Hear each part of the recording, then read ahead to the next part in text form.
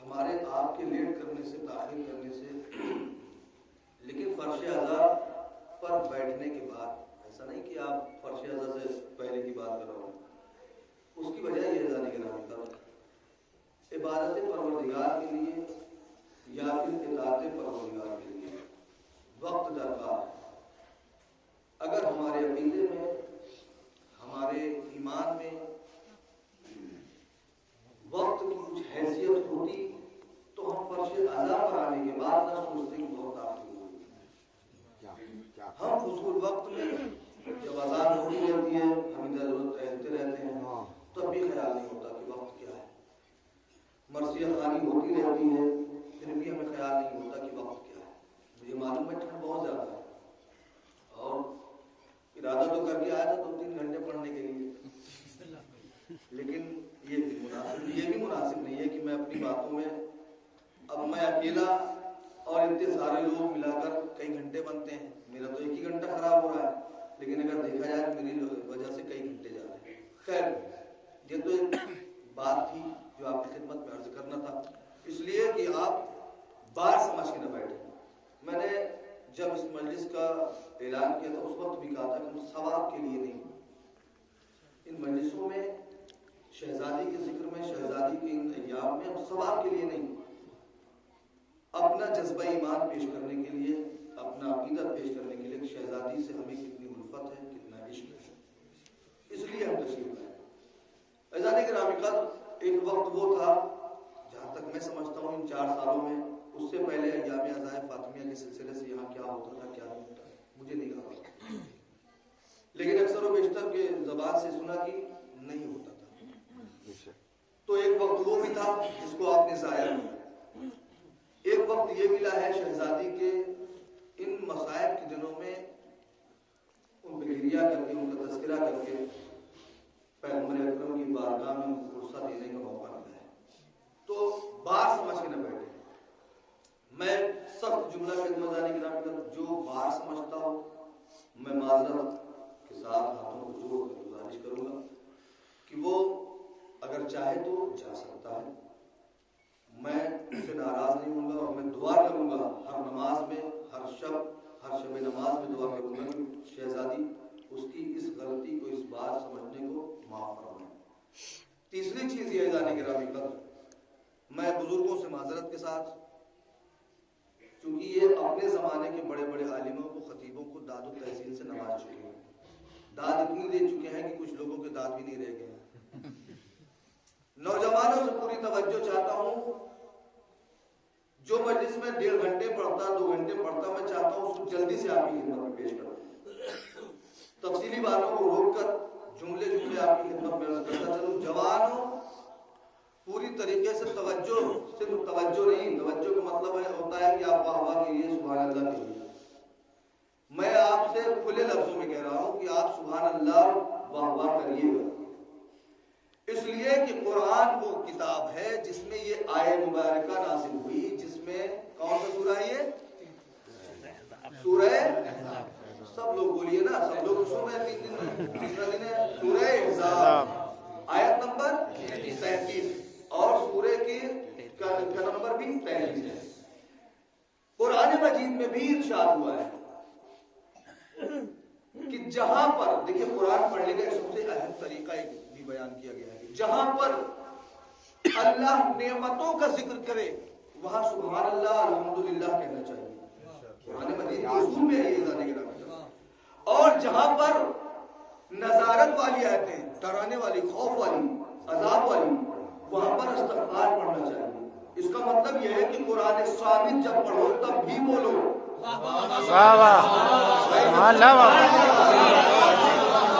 جب قرآن ثابت پڑھو یا سنو تب بھی بولو۔ کیا بولنا ہے؟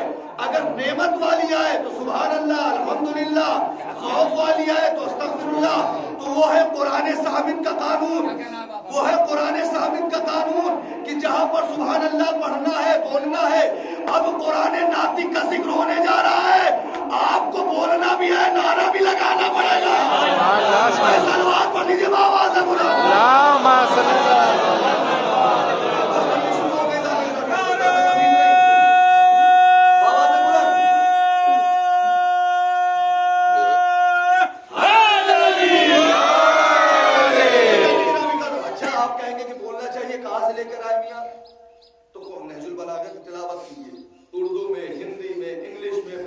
جس زبان میں آج چاہے نہج البلاغہ موجود ہے، اس میں مولا کائنات فرماتے ہیں، میں اکثر و بیشتر میں بیان بھی کرتا ہوں کہ بولو تاکہ پہچانے جاؤ۔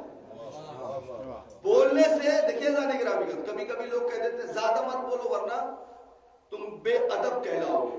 بے شک بے موقع بے محل اگر بولو گے تو بے ادب کہلاؤ گے، لیکن محلن محلن اگر بولو گے، میں لفظ اردو استعمال کر رہا ہوں، عربی میں محلن محلن کا مطلب ہوتا ہے ٹھہر ٹھہر کر، لیکن میں کہہ رہا ہوں محلن محلن کا مطلب جہاں وقت ہو، جہاں ٹائم ہو، جہاں موقع ہو وہاں بولنا یہ بے وقوفی کی علامت نہیں ہے، یہ عقل مندی کی علامت ہے۔ جب آپ بولیں گے ایسا نہیں گرامی کا تو ہمیں یہ پتہ چل جائے گا کہ آپ کے دل میں عشق اہل بیت کتنا ہے، اور جو میں پڑھ رہا ہوں جب آپ سن رہے ہیں تو مجھے آپ کو یہ پتہ چل جائے گا کہ اس مولوی کے سینے میں علم کتنا ہے۔ اب میں مکمل طریقے سے آپ کی گفتگو اس بات کو، اس گفتگو کو آگے بڑھانا چاہتا ہوں۔ میں نے کل تک کی جو گفتگو کی تھی وہ شہزادی کونین کی چادر کے اندر آمد کی گفتگو تھی۔ اس کے اندر میں نے کل یا پرسوں کی مجلس میں ایک فقرہ کہا تھا کہ مریم اور ہے، زہرا اور ہے۔ دیکھیں قرآن مجید ماضی کے واقعات کو یاد دلا رہا ہے، کیوں؟ تاکہ مستقبل میں ہوشیار رہو، ثابت قدم رہو۔ قرآن ماضی کو یاد دلا کر مستقبل کو بتاتا ہے کہ مستقبل میں ثابت قدم رہو۔ آدم کا ذکر ہو، ماضی کا ذکر ہے، ابھی کا تو ہے نہیں ذکر۔ نوح کا ذکر ہو، یہ بھی ماضی کا ذکر ہے، مستقبل کا تو ہے نہیں، یا حال کا تو ہے نہیں، انسانی گرامی ابھی کا تو نہیں ہے نا، یعنی پاسٹ کو بتا کر فیوچر کی طرف اشارہ کرتا ہے۔ کیا مطلب؟ آدم کا پتلا کیسے بنا یہ بتاتا ہے اللہ قرآن مجید میں، ہے کہ نہیں؟ قرآن مجید میں اللہ نے کہا کہ میں اپنے دونوں ہاتھوں سے پتلا بنانے جا رہا ہوں، خلیفہ بنانے جا رہا ہوں۔ میں توجہ رہے، میں دونوں ہاتھوں سے، دیکھیے ذاتی گرامی کا اللہ رب العزت نے جب قرآن میں ماضی کے واقعات بتلائے تو ساتھ ساتھ یہ بھی کہا یاد رکھو اور دیکھو احسان کرنے۔ چونکہ کیوں یاد کروایا؟ یہ انبیاء کا، نوح کا تذکرہ، ابراہیم کا تذکرہ، عیسیٰ کا تذکرہ، موسیٰ کا تذکرہ، یحییٰ کا تذکرہ، زکریا کا تذکرہ کیوں کروایا؟ کیونکہ یہ محسنان دین ہیں، انہوں نے دین پر اور عالمین پر، قوم پر احسان کیے ہیں، اس لیے اللہ نے کہا کہ ان کے احسانوں کو یاد کرو، اور ان کے احسانوں کو یاد کرنے کے بعد اپنے مستقبل میں قادم ثابت قدم رہنے کی کوشش کرو۔ احسان کیا ہے؟ جناب آدم نے کوئی احسان نہیں کیا، لیکن جناب نوح نے تو احسان کیا، زندگی بھر سمجھاتے رہے، بتاتے رہے، قرآن نے تذکرہ بھی کیا، کبھی نوح کی نبوت کا تذکرہ کیا، کبھی نوح کی بنائی ہوئی کشتی کا تذکرہ کیا۔ احسان کیا ہے جناب نوح کا؟ اللہ احسان فراموش کو کبھی نہیں بخشے گا، ایمان فراموش کو موقع دیا جائے گا، لیکن احسان فراموش کو موقع نہیں دیا جائے گا۔ توجہ رہنا نہیں کرا۔ جناب نوح کی قوم پر عذاب کیوں نازل ہوا؟ اس لیے کہ انہوں نے احسان فراموشی کی۔ کیوں؟ انہوں نے احسان فراموشی کی۔ احسان فراموشی کیا ہے؟ انہوں نے دیکھا تھا نبی کو جناب ابراہیم سمجھاتے رہے، دین بتاتے رہے، اللہ کی وحدانیت سمجھاتے رہے، قدرت خدا کو سمجھاتے رہے، لیکن لوگ دیکھتے بھی رہے، دیکھتے دیکھتے بھی فراموش ہو گئے۔ اللہ نے کہا فراموشوں کو میں دوں گا موقع، لیکن جناب آدم کا معاملہ اور ہے۔ جناب آدم کے سامنے ابلیس یہ احسان فراموش تھا، کیوں؟ کیونکہ آدم کو بنتے ہوئے دیکھ رہا تھا۔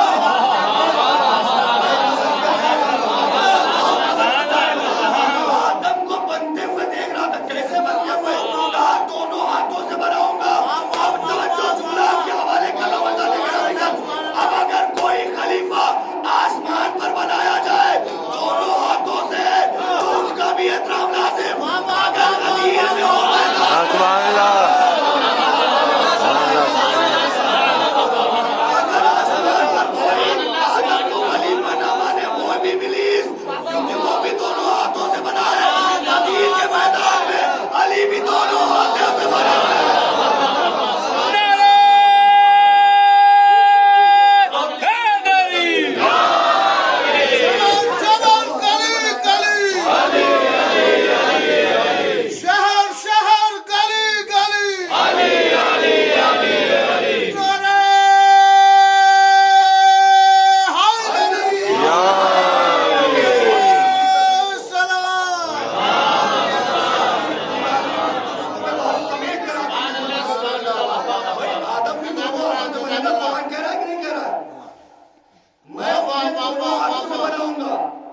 وہاں کیا ہوا؟ اللہ نے کہا تو احسان فراموش ہے ابلیس، نکل جا میری بارگاہ سے۔ پتہ چلا جو دونوں ہاتھوں سے بنایا جائے اگر اس کا احترام کوئی انکار کر دے جنت سے نکال دیا جاتا ہے۔ یہ اللہ کی قدرت، غدیر کے میدان میں پیغمبر نے دونوں ہاتھوں سے اٹھا کر بنایا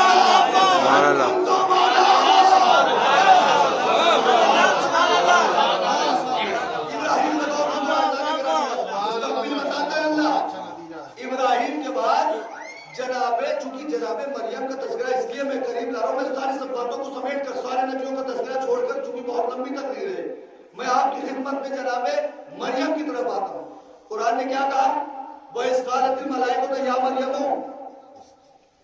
اے مریم اللہ نے تمہیں چن لیا ہے۔ استفاء کہتے ہیں چننے کو، چننا استفاء، جو چن لیا جائے وہ ہے مصطفیٰ۔ جناب مریم کو چنا گیا، لیکن جناب مریم کی ولادت سے پہلے آ جائے گی۔ ان کی والدہ کا نام ہے ہنہ۔ کیا نام ہے؟ ہنہ۔ جناب مریم کی والدہ کا نام ہے ہنہ، اور باپ کا نام کیا ہے؟ عمران۔ عمران باپ، ہنہ مریم، اولاد نہیں ہوتی تھی۔ جناب ہنہ نے منت مانگی، جناب ہنہ نے یعنی جناب مریم کی ماں نے منت مانگی۔ کون مانگ رہا ہے منت؟ اور اس منت کو جناب عمران سے بتایا۔ منت مانگی، منت کیا سن رہے ہیں؟ منت یعنی نظر مانی۔ لوگ ہم سے کہتے ہیں نظر کہاں سے آئے؟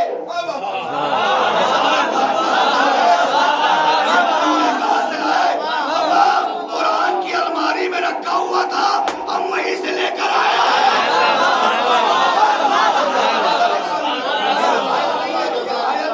قرآن کی آیت ایسا نہیں کرا، منت مانی۔ پروردگار اگر اولاد ہوگی تو میں یہ کروں گی، میں نماز، یہ روزے، یہ حج، یہ قرآن، یہ ساری چیزیں جو منت کا طریقہ ہوگا۔ اللہ نے بشارت دی جناب عمران کو، عمران میں تمہیں اولاد عطا کروں گا، میں تمہیں ایک بیٹا دوں گا۔ وقت گزرا، خوشی، جناب ہنہ بھی خوش اور جناب عمران بھی خوش کہ اب تو اللہ نے بشارت دی ہے، لہذا اب تو اولاد ہوگی، بیٹا ہوگا۔ یہ بھی نہیں کہا کہ صرف اولاد، کہا بیٹا عطا کروں گا، بیٹا عطا کروں گا۔ لیکن جب وقت گزرا، ولادت ہوئی، تو جناب ہنہ جناب عمران کے پاس پہنچ گئی۔ آپ نے تو کہا تھا کہ مجھے اللہ بیٹا دے گا۔ جناب ہنہ بیٹی کو دیکھ رہی ہے، جناب عمران آسمان کی طرف دیکھ رہے ہیں۔ پروردگار تو نے کہا تھا بیٹا دوں گا، یہ تو بیٹی ہے۔ پروردگار تو نے کہا تھا بیٹا دوں گا، توجہ ہے۔ میں بہت ساری تفسیروں کو چھوڑ کر نتیجہ کے حوالے کروں۔ परवरदिगार तूने कहा था बेटा दूंगा, ये तो बेटी है। आवाज से कुदरत आई, इमरान ज्यादा घबराने की जरूरत नहीं है, मैंने बेटा देने के लिए कहा है, तुम्हारी बीवी के जरिए नहीं, बेटी के जरिए।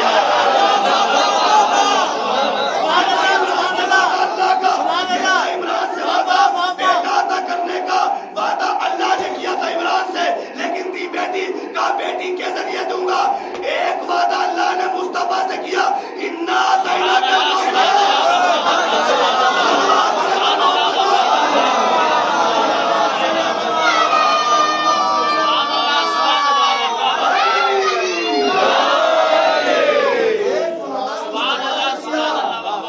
मैं भी तुम्हें बेटा दूंगा। जैसे वहां सुभान अल्लाह, बेटा तुम्हारी बीवी के जरिए नहीं, तुम्हारी बेटी के जरिए। और इधर क्या कहा, अच्छा जाने के रामी पर यहया मौला के चाहने वाले गुजरे, हज्जाज बिन यूसुफ का दौर। मैं बहुत सारी चीजों को मैं छोड़कर जाने के रामी पर नुक्ता है आपकी खिदमत में समझना चाहता हूं। अभी मैं रुकता ही नहीं, ये हज्जाज और हैया का मैं तस्करा बाद में करता हूं, पहले एक जुमला सुन लीजिए जाने के। जब जनाबे मरियम की विलादत हो गई तो जनाबे मरियम को लेकर, चूंकि उन्होंने मन्नत मानी थी जनाबे हुन्ना ने कि इसको मैं किसी अच्छे घराने में या अच्छे लोगों को पालने के लिए दूंगी जो इन्हें आलिमा बनाए, मुअल्लिमा बनाए। अभी जनाबे मरियम के इस्तीफा वाली आयत नहीं आई। जनाबे हुन्ना और जनाबे इमरान लेकर उलमा के दरमियान पहुंचे। कुरान ही कुरान आयत नहीं है, उलमा के दरमियान पहुंच गए। मेरी इस बेटी की किफालत कौन करेगा? तवज्जो रह जाने के दौरान मेरी इस बेटी की किफालत कौन करेगा? किसी ने कहा मैं करूंगा, किसी ने कहा मैं करूंगा। मामला यहां तक आया कि झगड़े में बदल गया। उलमा थे, उलमा झगड़ा हो गया, मैं मामला फंस गया। अल्लाह ने कहा कि खबरदार, ये मरियम है, मरियम ये मरियम है, ये मरियम है। तवज्जो रह जाने के रामी, मैं रिपीट कर रहा हूं, ऐसे नहीं आपको पहुंचाना चाहता हूं मैं। ये मरियम है, फैसला मैं करूंगा। उस वक्त उस दौरान में कुतबे आपने देखे हैं ना, जैसे पत्थरों पर लिखा जाता है। उस दौरान ये लकड़ी के कलम नहीं थे, ब्रश नहीं थे, लोहे के कलम हुआ करते थे, लोहे के कलम। अल्लाह ने फैसला ये किया कि दरिया के किनारे आ जाओ। तवज्जो रह जाने के रामी, दरिया के किनारे आ जाओ, वहां फैसला होगा। और अपना अपना कलम लेके आना, क्योंकि कलम के जरिए ही फैसला होगा, कलम के जरिए ही फैसला होगा। शायद पैगंबर भी यही बताना चाहते थे।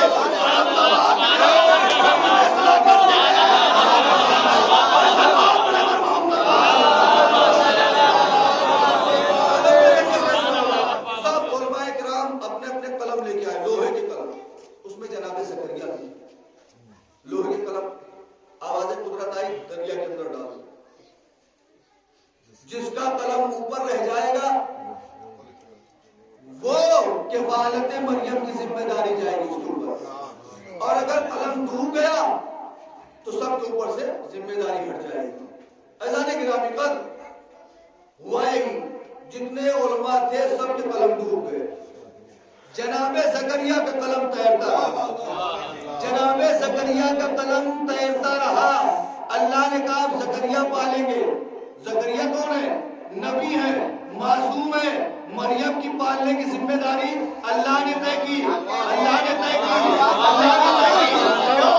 कहा ये मासूम है, ये मासूम है, ये मासूम है। देखो किसी गैर मासूम की परछाई भी न पड़ने पाए। बचपना है, ये किसी गैर मासूम के गोद में नहीं जाएगी। ज़करिया तुम नबी हो, तुम मासूम हो, ये मासूम है, लिहाजा मासूम को मासूम पालेगा। अब मैं तवज्जो चाहता हूं जाने के नामी का, अब मैं सवाल करना चाहता हूं, ईमान अबू तालिब पर जिम्मेदारी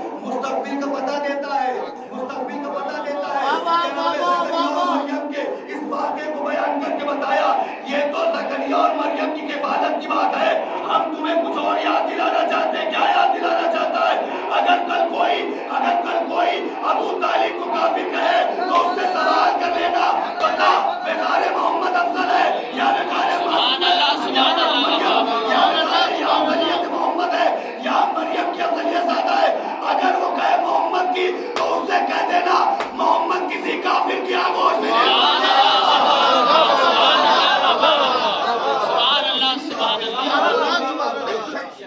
قلم تیرتا رہا، قلم تیرتا رہا. میں نے کہا بتاؤ یہ لوہے کا قلم، لوہے کی صفت ہے پانی میں ڈوب جانا، غرق ہو جانا، یہ کیا ہے؟ یہ تو قدرت خدا ہے. اچھا یہ قدرت خدا ہے، ٹھیک ہے قدرت خدا ہے، صرف قدرت خدا یا کوئی اور معاملہ ہے؟ بھائی قدرت خدا تھی تو باقی کا کیا ہوا؟ کہا وہ غیر معصوم تھے، یہ معصوم ہے. اب اگر کوئی توجہ رہ جانے کا بھی کر، یہ ماضی کا واقعہ ہے. اللہ یہ نہیں بتانا چاہتا کہ زکریا کی بہت زیادہ افضلیت ہے، معصوم مریم کی بہت زیادہ افضلیت ہے. اللہ تو بتانا یہ چاہتا ہے کہ کل اگر مستقبل میں کوئی پانی پر مصلی بچھا کر کوئی محمد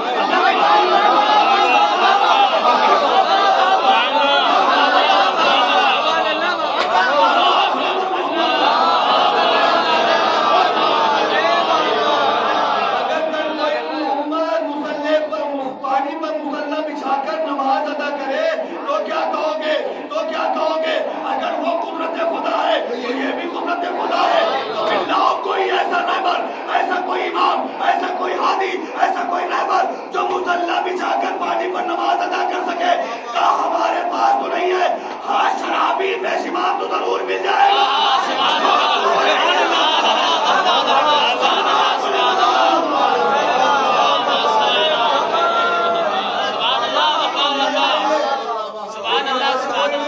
جو پانی پر مصلی بچھا. اللہ ماضی یاد کرا کر مستقبل کی طرف پہچانا ہے تو مستقبل میں چلتے ہو. مستقبل میں تعلیم طلب ہو. کیا کہا تھا اللہ نے کہ میں بیٹا عطا کروں گا، مگر ملی بیٹی. اور پیغمبر کو کیا کہا؟ میں کوثر عطا کروں گا، بیٹا عطا کروں گا، ملی بیٹی. کوثر عطا کروں گا، ملی زہرا. اچھا جانے کی رات کر. اب یحییٰ اور حجاج بن یوسف کا مناظرہ سن لیجیے. اس کا آخری معاملہ جب ان کو بلایا گیا یحییٰ کو، ایک صحابی گزرے، مولا کے چاہنے والے گزرے، جناب یحییٰ نبی بھی ہیں، میں ان کی طرف نہیں موازنہ نہیں کرنا چاہتا، میں آخر میں آ گیا، میں ساری باتوں کو اکٹھا سمیٹ کر یہاں پہ پہنچوں آخر میں. یحییٰ کو بلایا جائے، سنا ہے اہل بیت کا بہت بڑا چاہنے والا ہے، قرآن سے ثابت کر کے دکھائے. جناب یحییٰ جیسے آتے ہیں ویسے ہی حجاج نے کہا کہ دیکھو میں قرآن بہت باریکی سے پڑھ چکا ہوں، مباہلے والی آیت کا پڑھنا، اس کے علاوہ کوئی دلیل دو. بھائی توجہ رہ جانے کی رہا. ابھی علی کا چاہنے والا داخل ہوا تھا، مولا نے دشمن سے پہلے ہی حجت پڑھوا لی. وہ یہ سوچ رہا تھا قرآن میں صرف آئے مباہلہ ہی ہے، وہ مودت کو بھول گیا، طہارت کو بھول گیا. ایک مرتبہ جناب یحییٰ نے کہا کہ اچھا قرآن پڑھا ہوا ہے؟ کہا قرآن میں سورہ نام پڑھا ہے؟ کہا ایک آیت میں بہت سارے نبیوں کا تذکرہ ہے، آدم، نوح، ابراہیم، یحییٰ، زکریا، یوسف، موسیٰ، عیسیٰ تک جیسے ہی پہنچا تھا بس خبردار نہیں ہوتا. بتاؤ اس سلسلے سے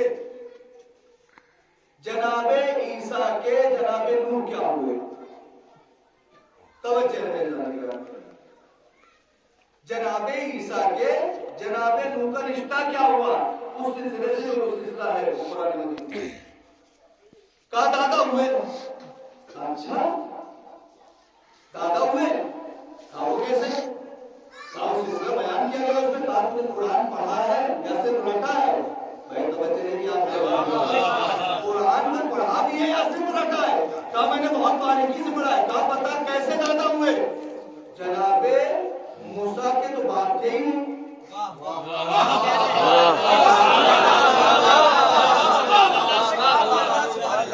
جناب عیسیٰ کے تو باپ تھے ہی نہیں، بغیر باپ جو پیدا ہوئے نا.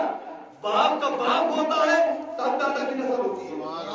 یہاں تو ڈائریکٹ ماں سے آئے ہیں، اس اعتبار بیٹی کے ذریعے بیٹا ملا تھا.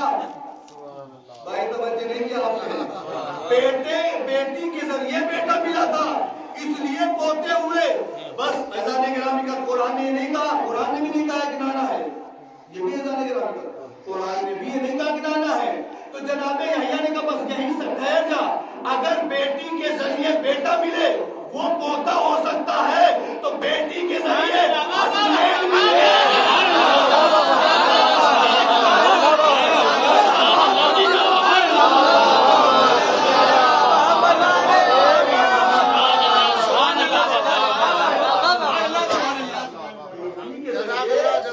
عیسیٰ ملے تو پوتے بن جائیں, اور بیٹی کے ذریعے سید المرسلین کو حسنین ملے تو صرف نماز سے الکوثر. اسی لیے الکوثر کہا گیا.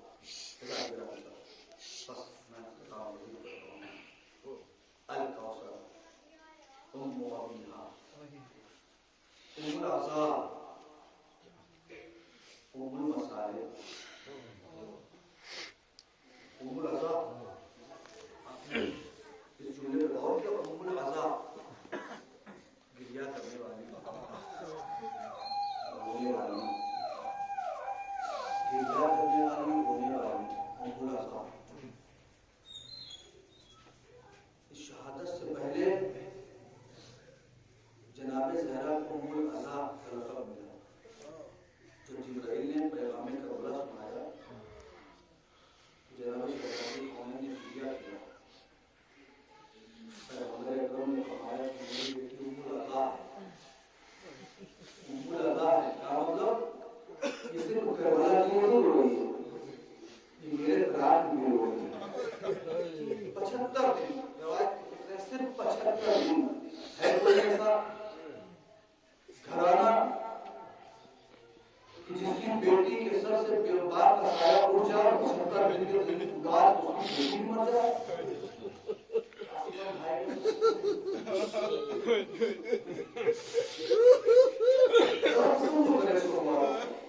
ام العذاب کربلا تک روتی رہی, کربلا میں روتی رہی. آج زہرا نہیں رو رہی, اس لیے آج زہرا دنیا سے جا چکی. آج حسین روئے گا, آج کلثوم روئے گی, آج زینب گریہ کرے گی. کل تک زہرا روتی تھی کربلا تک, آج حسین تڑپ تڑپ کر گریہ کر رہے ہیں.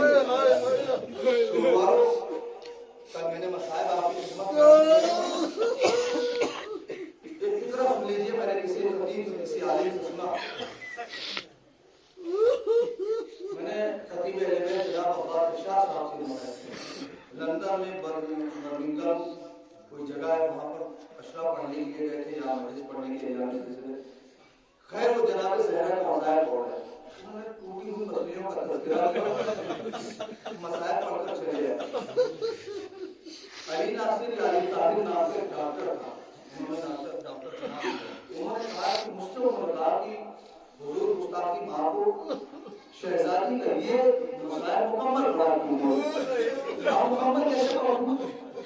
یہی تو تعلیم نہیں کا, اللہ تعلیم نے جو بھی لکھا ہو. میں ڈاکٹر ہوں, ہڈیوں میں ڈاکٹر ہوں, ہڈیوں میں ڈاکٹر ہوں. کیا کہنا چاہتے ہیں؟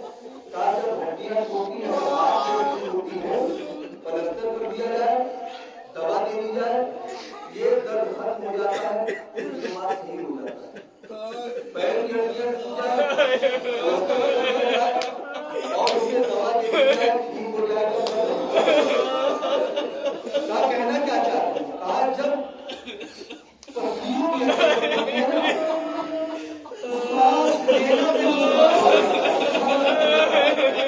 اب ذرا تصور کریں کہ زہرا روتی کیسی ہوگی.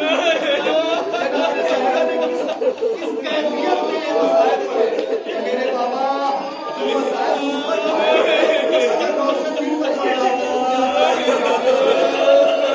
کس کیفیت میں یہ مسائل پڑھے.